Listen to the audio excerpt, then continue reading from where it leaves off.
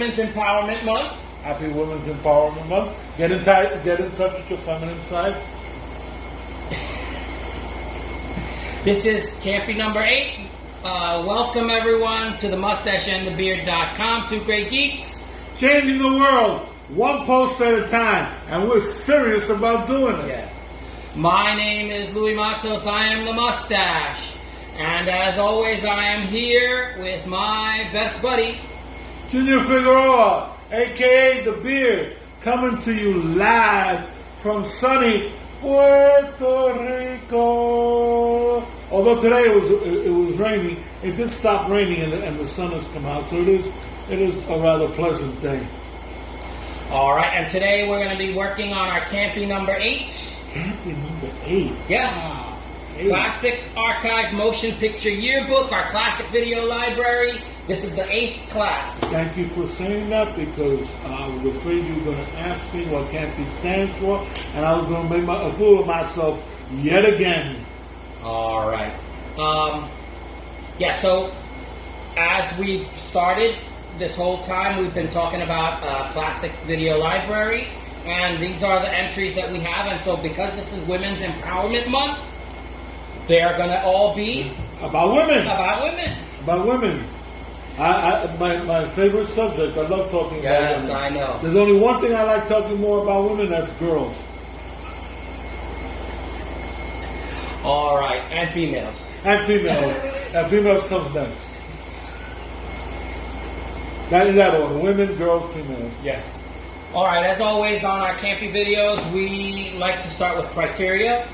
What is the criteria? Okay, well, part 1 of our criteria is that both the Mustache and the Beard have to agree. We have to agree. Right, because since it's the Mustache and the Beard's classic video library, then, we both should agree on every movie. Right. So anything that we're presenting here is coming from both of us. It's not coming from one and with the other disagreeing or being unsure.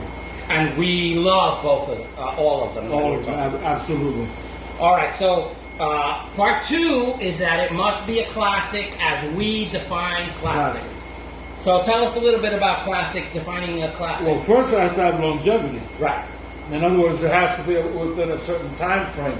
We've chosen 50 years, right? So the cutoff is 1971 now. Right. Yeah, so anything earlier than 1971 is a classic. Right. And believe me, there are a lot of stuff that's like right on the cusp or knocking at the door that we would love to include, but we're sticking by our guns and making the cutoff 1971. Yeah, so not every movie 1971 and earlier is a classic, but is eligible to be. Right. That's the first criteria. Yes. And then our second criteria is exceptionalism. Right. So it has to be special in some way. And it doesn't have to be necessarily be money, right? Big budget. It could there are big budget movies that are never going to make the cut. And there are indies and low budget films and cult films that are easily going to make the cut. So that is not what we're talking about in being exceptional. There just has to be something, a je ne sais quoi, that the film presents, some kind of magic in a bottle that the film presents. And it's subjective, so we will argue that point. Right. That's probably the biggest point when we do disagree. That's usually it. And then the last aspect of criteria is our paradigm shift. Right. It has to have impacted in some way. In other words, it created a genre or a subgenre, or it's the first in a series. In a series, or it led to a TV show. In some way, it impacted the industry. And usually that's a little more objective, but we sometimes will have to argue that subjectivity as well. All right, and then genre classification. We always argue a genre classification. So each of these movies will go into, like a library, it will be categorized. And this is one of our biggest pet peeves when it comes to Hollywood, because we think Hollywood gets it wrong 9 times out of 10. They'll be classifying something as a say, a comedy western, when really it's more of a western than it being a comedy. So that's another thing that it isn't so much an argument between the two of us. We'll argue with Hollywood about that. All right. And of course, we're right. So Hollywood, you lose. Yeah. So this is a women's empowerment class. So all three movies will be highly woman-centric. Woman-centric. That's a good word. As always, our listings will be in chronological order, not necessarily the best to the worst, or the best or worst to best. Or we love them all. Yeah, we love them all. It has to do with just how they come out. How the year they came out. It's time to get started, and our first entry is our number 26. Damn, 26. And it starts off with Smart Blonde from 1937. Oh my God. I love this movie. All right, so Smart Blonde is a 1937 American mystery film, the first of 9 Torchy Blane movies by Warner Brothers, directed by Frank McDonald. It's based on a pulp story written by Frederick Nobel called No Hard Feelings, starring Glenda Farrell as Torchy Blane, Barton McLean as Detective Steve McBride, and pretty much the story is a fast-talking, wisecracking female reporter teams up with her boyfriend detective to solve the killing of the buyer of a popular local nightclub.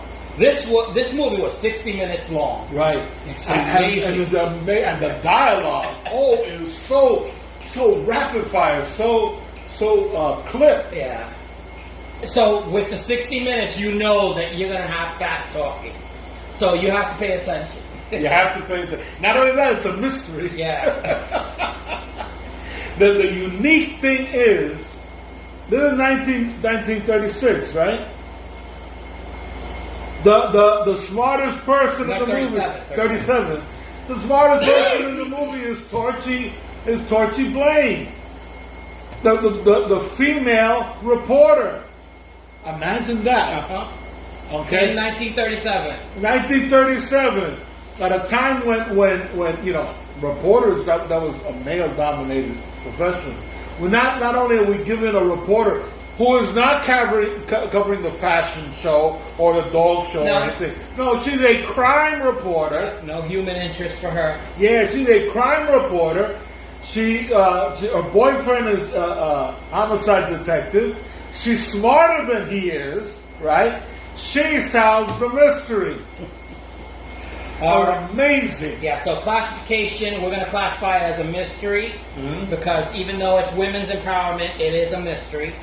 And so that is what should prevail at this point. And it's the first of 9 movies about Torchy Blane. Longevity is 2021, takeaway 1937. The movie's 84 years long. 84 years, so it's been 84 years, so it's over 50. Right. So it meets our criteria. Right. So let's talk about exceptionalism. You've already started, so you may as well continue. I think Torchy Blane is an incredible character. I think it was so daring for its time. 1937, you had the nerve to show us a woman smarter than men in her profession, more of a success than men in her profession, catches the bad guy, right?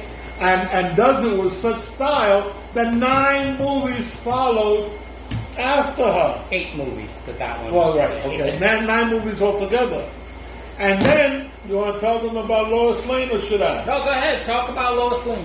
That's the first thing you think about when you see Torchy Blane. The creators of Superman fully admitted that they based Lois Lane on Torchy Blane. That she was completely based on Torchy Blane. And to even further, there is one Torchy Blane movie in the middle that is not Glenda Farrell. Right? She was unavailable, so they used another actress to play Torchy. That actress's name was Lola Lane.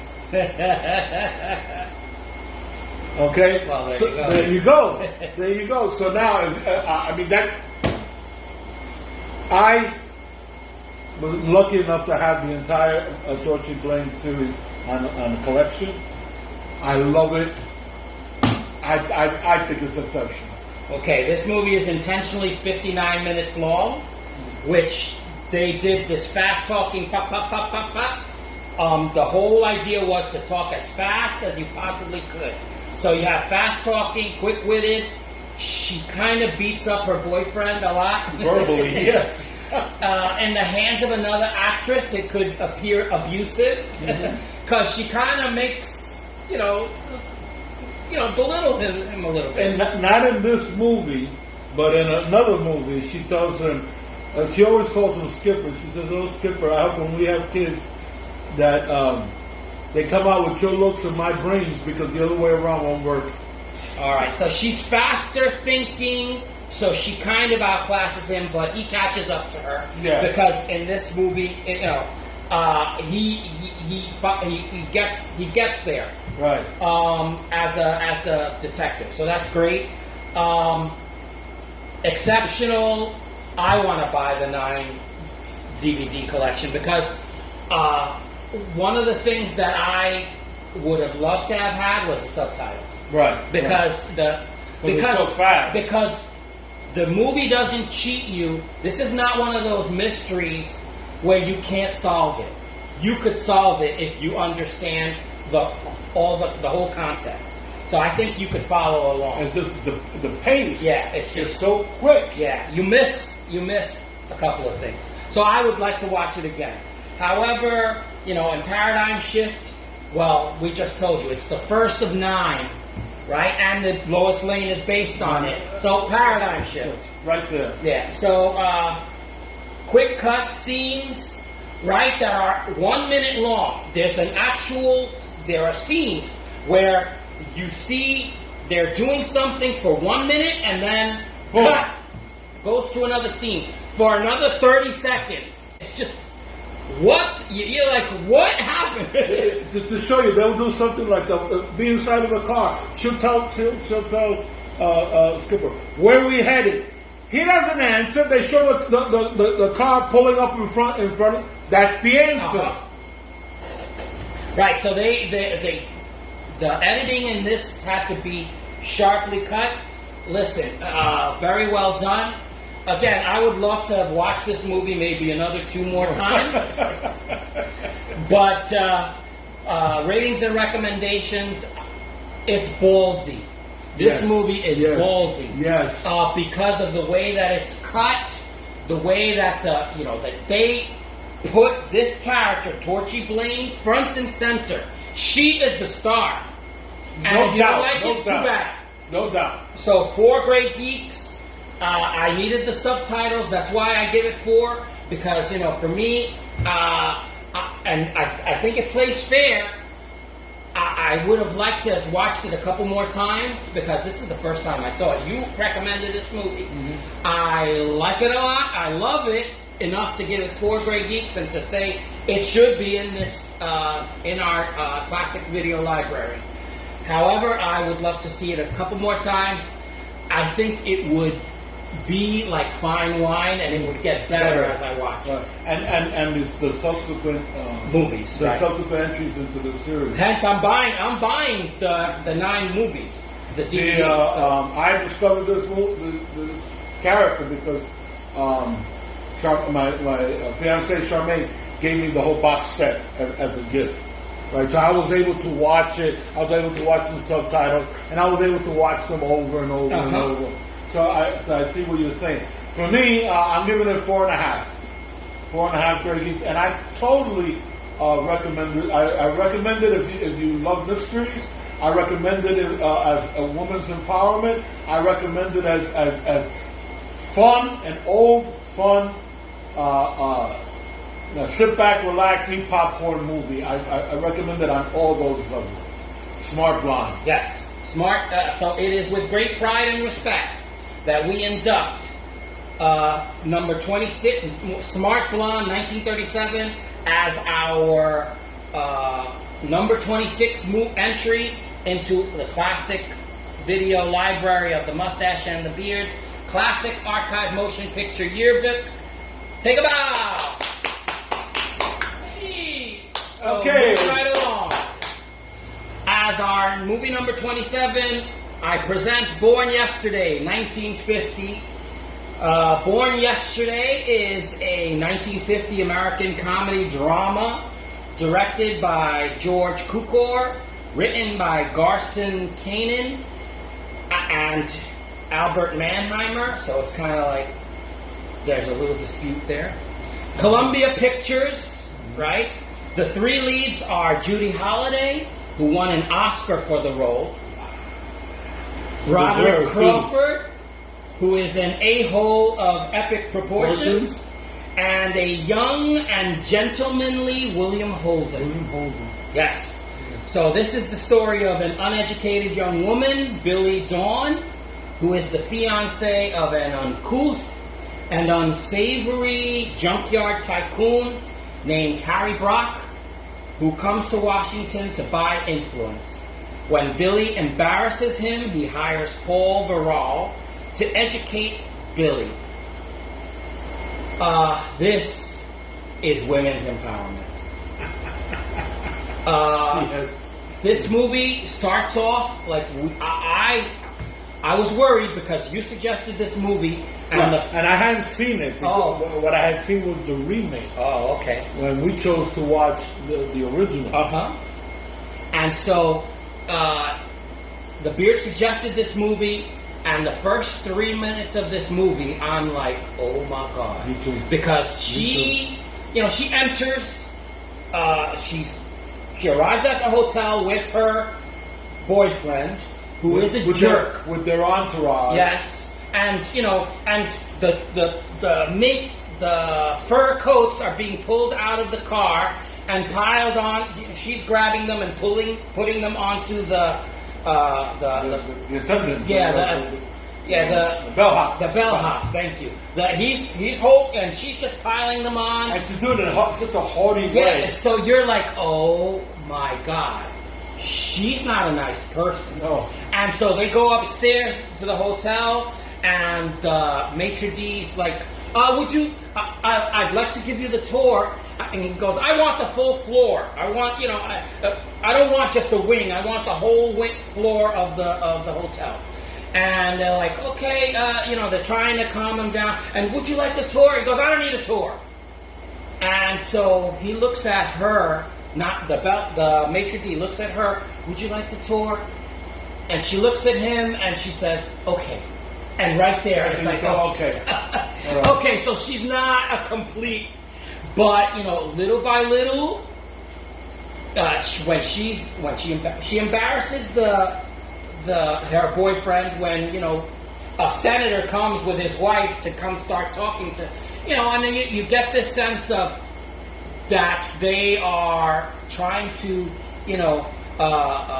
give the congressman make him do what they want, but she's not very impressive, and she's she's uneducated. Yeah, she's uneducated.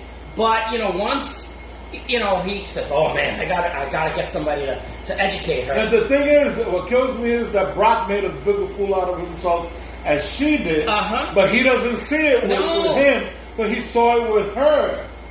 Yes. So she little by little gets educated, and the person tells her things and takes her to the Library of Congress, and a quick, then they do a montage of her going to the Library of Congress by herself. That was the amazing thing for me. That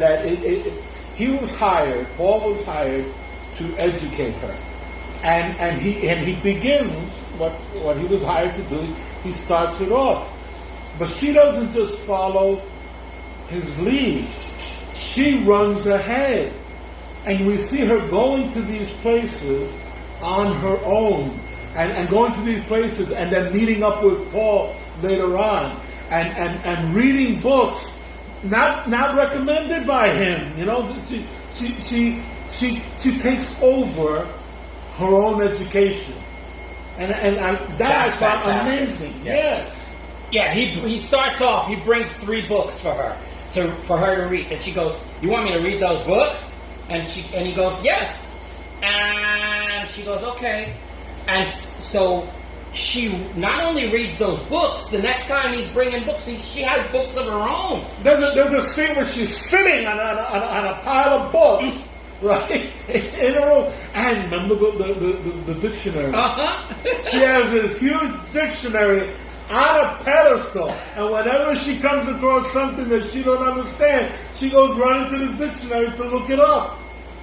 Yeah, he's a writer for the newspaper. So he says, "Did you read my article?" And she goes, "No, I didn't read." So he asks her to read the article, and so she does. And she goes, "But I had to look up every 3rd word." So in the beginning, she's, his vocabulary is more sophisticated than hers. She schools him on that article. She actually teaches him what is wrong with the article that he wrote. He should have simplified it. She goes, "Why didn't you just say that?" So she helps him to simplify, because it's obtuse language that is, for elites. And, the reality is that the newspaper is meant for the common folk. Yeah. So she makes him understand that. She makes him a better writer. And then on top of that, she not only gets educated, but she is empowered to educate herself. That's right. Which is the fantastic part. Yes. So not only does she's reading Thomas Paine. And I'm thinking to myself, I've never read Thomas Paine, and this is all about Constitution and the Bill of Rights, the making of our republic. I mean, this stuff. Because she's in Washington, and she's at the Library of Congress. Who wouldn't be in love with it? And she takes these tours by herself. She is an educated woman. So. Classification, this is definitely women's empowerment. That's right. Love this movie. Longevity is 2021, 1950. That's 71 years. It's more than 50 years, so it is definitely eligible. We're going to talk about exceptional? Yes. Okay, I want to say one thing. I doubt that you're only going to say one thing. No, I want to say, I didn't mean that was going to be the only thing. But I want to say one thing right now. I recommended this movie based on the remake with Melanie Griffith and Don Johnson, right? I've seen the movie with them, and I liked it. I have now seen this one. I like this one more. Okay, I actually think it's better than the remake. I think the movie is exceptional. I think she gives a performance that is outstanding, and she makes you fall in love with her. Yes, because in the first few minutes you don't like her. Mm-hmm. I didn't like her. I was like, oh my God. I was like, I feel bad that I'm going to have to reject this movie. So Judy Holliday is, in the first few minutes of her entering the hotel, you see her be classless, snooty, uneducated. She allows the tour, and she learns a shortcut through the servants' access, right, which she uses. Right. She has no problem using the servants' access. And so, but because she allowed for the tour, when he's going all around the hotel, she's already beaten him there, and he goes, "Wait, how did you get there?" It's like, I know a shortcut. Why? Because she allowed herself to be taught the shortcut. And she talks to the servants. She's recommending books. All right, so it is exceptional because this actress, Judy Holliday, and she won an Academy Award for this, so of course. And it was well-deserved. Absolutely. Well-deserved. Okay, so a woman learning, her appetite opens, and this movie has been included in the National Film Registry. So there, haha. Yeah, so this is definitely an exceptional movie. Paradigm shift. Broderick Crawford and Judy Holliday live together. This is unheard of in 1950s. Paul and Judy have a flirtation that, you know, she's very the aggressor. Right. So she's telling him, like, okay, I can make you happy real fast. And if you don't understand the subtext, she's like offering, let's get down. And in 1950, this was not heard of. This is like, classless woman. And she won the Academy Award, okay? So they were able to go above and beyond the what you would pigeonhole her as, and see that she's educated herself, she is completely empowered, she is completely in control of her relationships. She is absolutely worthy. This movie is absolutely one of those movies that you should all watch. I would watch this again in a heartbeat. Did you want to say anything else? Okay. Other than the fact that I love this movie. Okay, this movie has funny parts and serious. We're ratings and recommendations. This movie has funny parts, but it also has some deadly serious parts. There's a part in the movie where Brock actually gets physically aggressive with her, and the slaps are jarring. So yeah, you think this is a comedy? Okay, it's realistic with celebrations of American government. You have Jefferson Memorial, you have the Lincoln Memorial, you have the Library of Congress, and these are all demonstrated for us to revel in American government. And they talk about it. Yes. They talk about it. National Gallery of Art and the Capitol Building. All of these figure prominently in this movie. There's a line in there where she talks about the people, and Brock says, "What people?" She said, "The people, the ones in power." And she says, "When?" And she goes, 1779. So yes, this is I would give this 5 gray geeks. I loved this movie. I fell in love with Judy Holliday. Yes. Her acting, again, totally turned me from one side to the other, because I thought she was, it's not 360, it's 180. I did a 180 because I hated her in those first few minutes, just seeing how she talked down her nose at the person that she was giving her first to, and then all of a sudden she warmed the cockles of my heart. I love this movie, 5 Gray Geeks. What say you? Well, I wasn't surprised. I had seen Judy Holliday in other things. I had not seen this movie, but I had seen her in other things. And knowing her range and her talent, I expected that she was going to pull it off. Knowing the movie, I expected her to. I was excited to see her in the role. I didn't know that she was going to be quite this exceptional, right? But I expected it, and I got what I expected. I agree with you. I always approach these movies with, what would I change? How could you make it better? What? And I can't think of anything, so I'm going to have to give it 5 Great Geeks as well. So yeah, the cinematography, the writing, everything is the ending awesome. All right, so it is with great pride and respect that we induct Born Yesterday, 1950, as our number 27 movie into the Mustache and the Beard's Classic Video Library, Classic Archived Motion Picture Yearbook. Take a bow! Yay!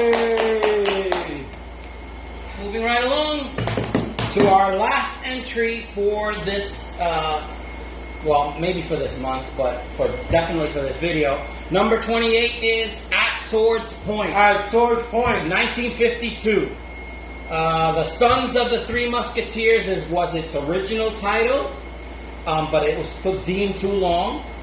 This is an American historical action adventure film directed by Lewis Allen, starring Cornel Wilde, Maureen O'Hara, shot in Technicolor for RKO Radio Pictures. The movie depicts the offspring of the four musketeers reunited by the aging Queen Anne to halt the villainy of her nephew, the Duke de Laval. But there's a twist. The four sons of the sons of the four musketeers aren't all sons. No, one of them had a daughter. Yeah, 3 sons and 1 daughter. And 1 daughter. And that's why this becomes part of our women's empowerment presentation. Yes, to see Maureen O'Hara wielding a sword and kicking butt. Oh, and kicking butt with the best of them. Genre classification is swashbuckling. That's right. Longevity is 2021. Takeaway 1952 is 69 years. It fits into our classic definition. Talk about exception. Well, you know, Maureen O'Hara is probably the closest thing, in this period of time, is probably the closest thing we got to a female action hero. Mm-hmm. I mean, she truly is. Not only did she do this, but she also did Against All Flags with Errol Flynn, in which she plays a female pirate captain, and she sword fights and kicks butt. And even in the films where she's not expected to do any action, she's the romantic female lead, and plenty of John Wayne, like McClintock, and she still is an exceptional female. Yeah, she's not passive. A female. She's a high-headed redhead, and she will let you know. I know she did a movie, Tripoli, with John Payne, who she also starred with in Murder on Milk on 34th Street. Right? In Tripoli, she plays the kind of woman that while she's kissing you, she'll stab you in the back. She is the closest, at this period in time, the closest we come to a female action hero. Okay. So I think that's the paradigm shift. That's a paradigm. That's also exceptional. I think it's also exceptional. Okay, so this is a fun movie. The Musketeers get captured. They get tortured. Claire is not the weakest link, which is what you would, I was a little worried when we were watching this. Turn her into a female in distress, a damsel in distress. Despite the fact that, she's captured with the Musketeers. Right. It's like she's not the weakest link. She's not the weakest link. She does make one mistake in the movie, but it's a mistake that any of them would have made. Right. Not that she made it because she was a female. No, she was tricked. She was tricked. And then she makes up for it later on in the climax. So the queen is the one that caves. Right. Betrayal is in this movie. I'm not going to tell you who's the betrayer. But all the women in this French period piece are strong without being villainous, except for one person. Right. So one of the women is a villain. But every one of the other women in this movie is strong in their own right. You're talking about the princess, the queen. And they have to be, because the villain is smarter than they are. Yes, he is so obviously smarter than all the good guys. The only reason why the good guys win is because they're stronger. That it is actually a case where their strength wins out over his intelligence. Yeah, this person, the villain is a Dr. Doom type. Yes. Absolutely. Yeah, brilliant. Professor Moriarty, he's brilliant. All right. So yes, and then so that's all exceptional. I love the action scenes. They they carry the day, and it's not like this woman is a fighter. Yes. Yes. She has skill. Yes. So Claire, as the daughter of D'Artagnan, of Athos. Of Athos, she's gifted. She knows how to wield that sword. Yes. So so all of the set pieces are exceptional. The paradigm shift, I agree with you. You have a strong woman, female action hero is what I wrote. And Claire serves that. Again, I was pleasantly surprised that she never at any point goes, No. She never does. Are you kidding? If a woman had done that next to her, she'd have looked at him like if they had three heads. Absolutely. So, really exceptional. All right, so let's talk about ratings and recommendations. Okay. You want me to? Oh, you are? I've done two of them. I know. I steamrolled twice, so I was like, all right, let me. No, okay. First of all, I wholeheartedly recommend this movie. If you like, Three Musketeer movies, if you like swashbucklers, if you like female action heroes, if you like stunningly beautiful redheads, and who doesn't like stunningly beautiful redheads? You gotta watch this movie. The only thing I think is that some of the dialogue is a little stilted. Try it. A little trite.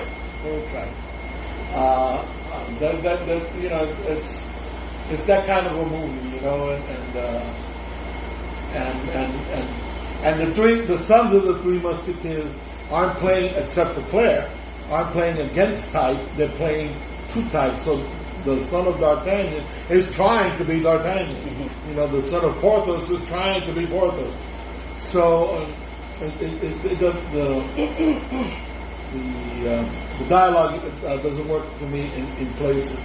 So but all that means is that I'm giving it a 4.5 Grey Geeks. I'm not taking away. Not horrible. It's not. Oh my God! You burn every print of this movie. No, I love this movie. I enjoyed watching it. I will watch it again.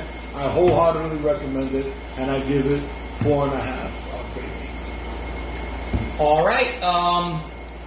If it's in our C.A.M.P.Y video, you know that we're going to recommend it. So, yes, this is a wholehearted recommendation. The rapport of these four musketeers, I loved it. It is perfect.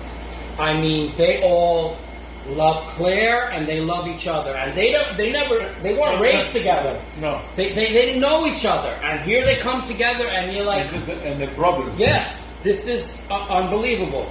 But it's beautiful. I love that for a 1950 movie, it is considered progressive in that respect because she is a female action star. The part where you're right about the dialogue, and I hate that I knew who the villain was from the beginning, and so I don't like it when I could figure it out. I mean, I like that they give you clues and you can figure it out, but I don't like that you knew who it was early on. If you figure it out near the end, you're like, oh, okay, they hid the mystery well. They're gonna hit you in the head with it. Yeah, so this one's a little obvious. However, I agree with you. 4.5 Grey Geeks is what I would give this movie. I would watch these three movies. I would watch again. Let's watch them again Saturday, tomorrow. Right. Let's watch them again because they're that entertaining. They're that they take you away, and they are that what I consider progressive as a classic movie. You didn't see these type of characters in these movies. Generally, you had the woman that was like, oh, save me, and there never is that in this movie. Loved it. Yes, you're right as far as D'Artagnan is, I'll save you. You get that campy kind of, like, who will go? I will go. You get that, and, most people, when they volunteer, is like, oh, okay, I guess I'll go. That's more of what you get in reality, but still, it doesn't take away from this movie. I found this movie fun. This is a movie that was an hour and a half, and I was like, I want more. Yes. Yes, I agree. And these four Musketeers, I would have loved to have watched them in a series of movies. Right. All right, so it is with great pride and respect that we induct at Swords Point 1952 as our number 28 into the Mustache and the Beard's Classic Video Library, Classic Archived Motion Picture Yearbook. Take a bow. Taking care of some 3 more movies. Yes. 3 more entries into the Classic Video Library. 3 great movies. Yes, really top-notch movies. I think for women's empowerment, yes, they were pretty top-notch. Again, I would watch these movies again. Let's watch it right now. So, as always, when we come to the end of our video, and we've come to, sadly, the close of another video, I usually ask you for a wise missive. Yes, and I have one. Oh, good. And so, let us all pay attention to the gray-bearded one, who is wise beyond his years, and I usually defer to him. Well, at least at this point in time. I just want to quote a wise man. A wise man once said, and I think this is appropriate considering things that are happening nowadays. Don't whisper. No, I'm not whispering. Okay, I know, but you're going to get it. You usually go like this. The wise man once said, those who refuse to learn from history are doomed to repeat it. And I think those are words to live by. Amen. With that having been said, if this is your first time visiting the mustacheandthebeard.com, boy, were you surprised, weren't you? And you've enjoyed this video, I invite you to subscribe. We try to make you laugh in the hopes of entertaining you while informing you. With our over 100 years of being geeks between us, yes, geeks and nerds. If something we've said has stirred you to make a comment, please do so. Tell us what we got right or what you think we might have gotten wrong. We thank you for watching always. Please share this video. My name is Louis Matos. I am the Mustache. I'm Junior Figueroa. I be the Beard. We say see you later. Hasta la vista. Take it easy. And peace.